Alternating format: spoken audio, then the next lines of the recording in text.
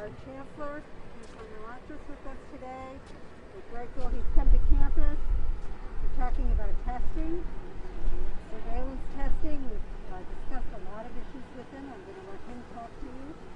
But can we take a little bit step forward? I think we'll still be at a good distance. Thank you. We've had an opportunity now to show him a little bit of the campus as well. Hand it over to the Chancellor. Well, thank you, President Stanley. I wanted to come up today to see how the reopening was going, talk to President Stanley and her entire team, and I think it was important to have Mayor Barlow as part of this meeting because we're all one community and we're all in this together. I know that there's been an uptick in cases here. Many of you reported about this. We're at about 47 now. But I am supremely confident in what President Stanley and her entire team is doing here to mitigate those efforts. They've been aggressive. They pre-tested 6,000 students before they came to campus. Unfortunately, we still have COVID, which exists, and we have to be aggressive and vigilant on. We've discovered more cases as people have been here, which then also shows your actions have consequences. You can test negative one day, you can go to a gathering, you cannot wear your mask, then you can become infected with the virus. So I think President Stanley's been strong on enforcing the code of conduct for the college, which I think is an important component here, where it's not that we don't want people to have fun, but you have to remain that we're in a crisis situation, and we want to keep everyone on this beautiful campus that is SUNY Oswego. It is one of our finest campuses in the SUNY system. You have a beautiful waterfront view. You don't want to get sent home because a minority of a small number of our students aren't doing the right thing. So we went through today some of the efforts that the college is doing, including surveillance testing, which is key. We announced this last week where SUNY Upstate Medical University is working with our campuses to pool test, so it's quick, cheap for all of our students and our faculty. The president has set up a testing site here just for those purposes, so we can now monitor and mitigate issues as they pop up. That's why you're seeing some of these cases. They're testing, they're understanding it, and then taking an extra step of, now how do we isolate these situations, the cases, so they don't spread? The president and her team talked about increasing the number of isolation rooms that we have on campus so we can keep on campus, protect our campus community, protect our broader community, and I think that was a big, important step as well. More testing, greater isolation space, and then the third piece is working together. The mayor and the president talked about how they're doing joint enforcement efforts.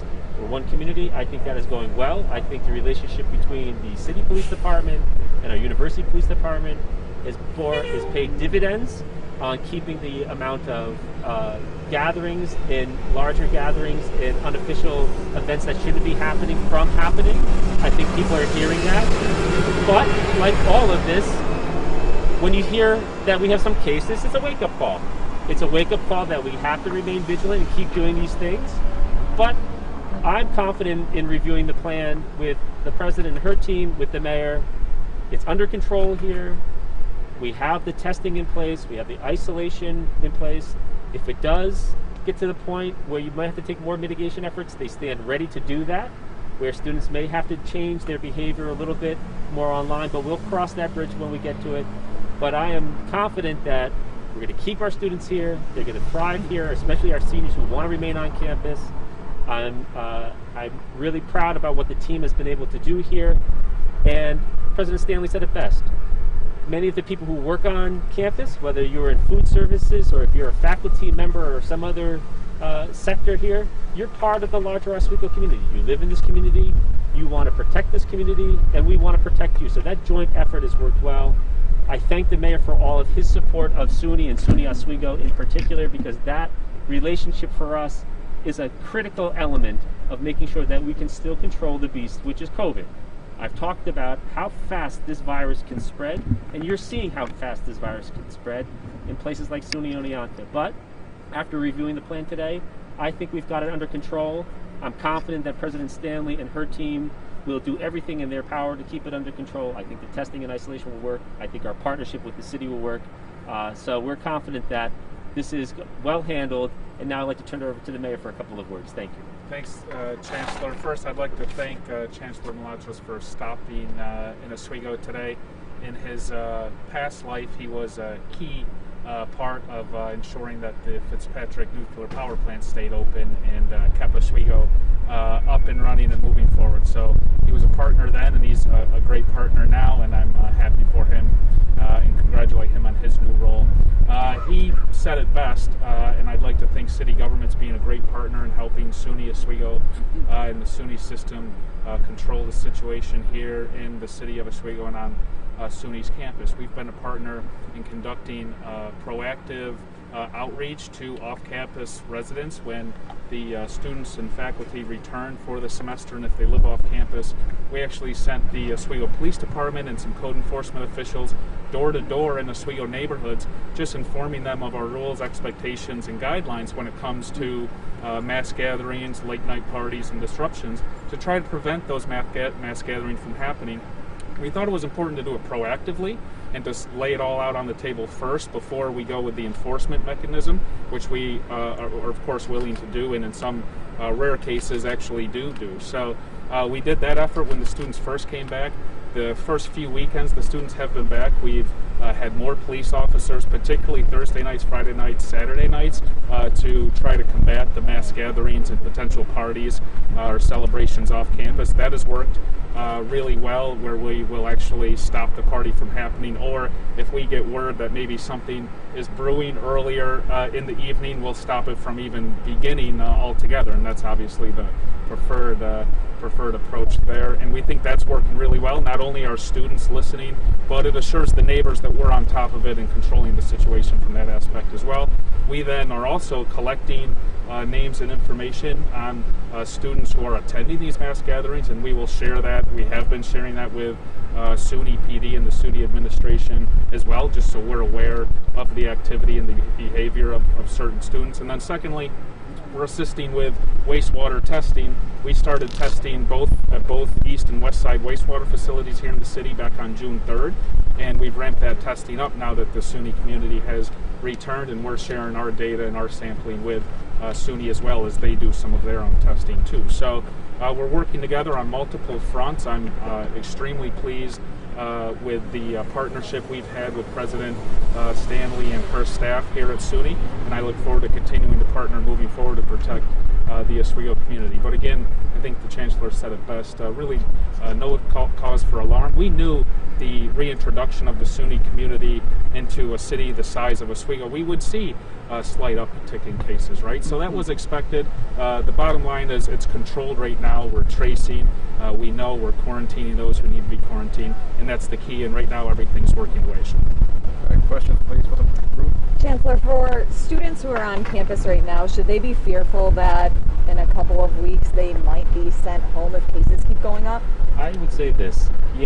This is an example of a good plan, well executed.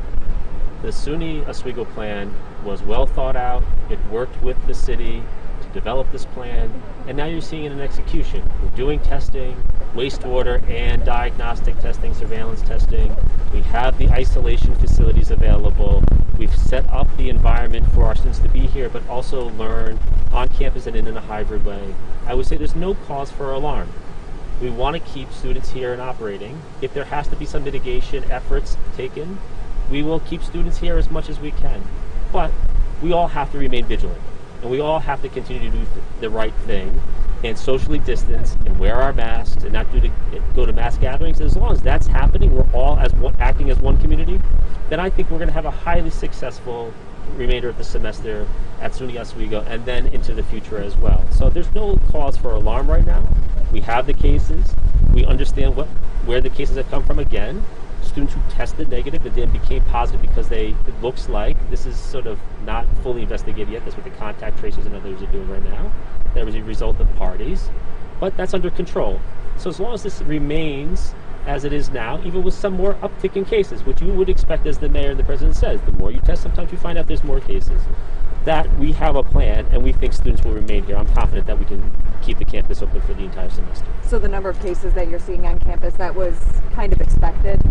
You know, you've come to find with the virus, anything's possible, and change can happen quickly. I think the unexpected we have to put aside now. It's how do you have a plan?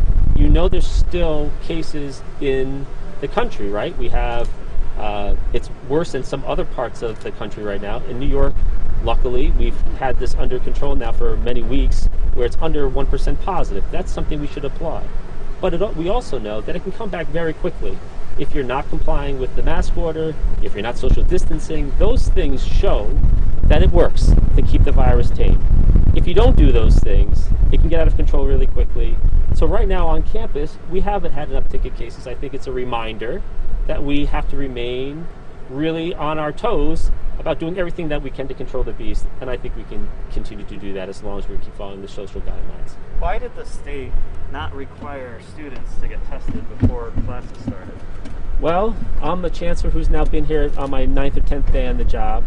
I would say we had a couple of different issues going on. You had the national testing strategy, which wasn't having a testing strategy, which left it basically to the states.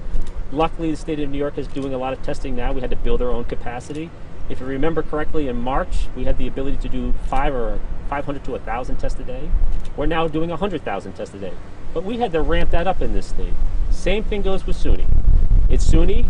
Why we're able to do all the surveillance testing that we have now is SUNY Upstate Medical, one of the premier medical institutions in this nation, developed a saliva pool test where we can now test up to 105,000 SUNY students and faculty every week. But that just happened last week. So we have more testing capacity, we're going to use it. I'm looking forward. How do we protect our campuses? How do we protect the safety and health of our students and our residents and our faculty? That's my primary concern. We'll have time to look back, but now that we have the capacity, we're going to use it. We've required every campus now to have a testing protocol in place, all 64 of our campuses, and going forward we'll be very aggressive on testing, and that's the way I'm looking at this, forward-looking. Mr. Chancellor, New York is the best at everything. Have you been speaking with any education officials in Massachusetts or New Jersey or any neighboring states to get on the same higher education containment plan? I haven't been able to yet, but shared knowledge and best practices I think is really important. In my capacity on the state's task force, we were constantly sharing information with other states and working together, largely because states had to band together and work on these things together. I don't see this being any different. We look at other states right now and we know what we don't want to be. University of Alabama is a nightmare scenario to me. More than 1,000 positive cases, no real mitigation efforts in place, no real plan to address that, but that's not here. At SUNY Oswego and all of our other SUNY campuses, we have a testing regimen in place. We're being very aggressive on compliance and enforcing that we don't have parties and illegal gatherings. We're doing transparency. We have a dashboard so every resident, student, parent can go on a website, see exactly how many cases we have on every one of our campuses, how many hospitalizations we are, so people can be confident in what's going on all of our campuses. So I hope we could stand up as a model, frankly, for the rest of the nation and say, this is how you do it. You do it with robust testing, you do it with enhanced compliance and enforcement, and you do it with as much transparency as possible so the community can feel comfortable in what's going on their campuses, which is different than what's going on in other parts of the nation, and I'm proud of what's going on at SUNY, quite frankly. Chancellor, what would you say to the students who are here on campus, abiding by the rules, just going through all of these constant changes as these testing regimen increases? What would you just say to the students right now here who are on campus across SUNY schools? I was that student. I was a SUNY graduate. I loved the SUNY experience. The fact is that we are in a new normal. This is an unusual time, and I applaud and appreciate all that our students have done. 99% of our students, 99.9% of our students are happy to be back on campus. They're happy to be part of the educational experience and getting a high-quality, low-cost education at SUNY, and they don't want that to change. March was a very difficult situation where everybody had to go back and go to remote learning. People had to upend their lives for many months, and that was tough, including our students. So I'm glad that they're back, and I understand that this is still a different time. Listen, we can't do gatherings right now. You have a beautiful hockey stadium that has to remain empty for the time period because we're trying to control the virus. But hopefully we can get through this and demonstrate that we can control it here. And then hopefully in the future, all those activities that we generally love will come back. But right now, for those students with testing and those other things, I know it could be difficult. But that vigilance that we have from our students, that compliance from our students, we should applaud them for that. They're learning, they're trying to learn and also trying to control COVID at the same time. They're doing both really well right now. I know it's an inconvenience, but it's an inconvenience that's well worth it because we are able to keep the virus low if we keep doing these types of things. Chancellor, you've been to numerous campuses across the state, obviously with SUNY. What have you seen positive Oswego versus other campuses you've may have been to? Oh, you want me to say one good thing at Oswego versus... I can't play little hometown news. I will say this.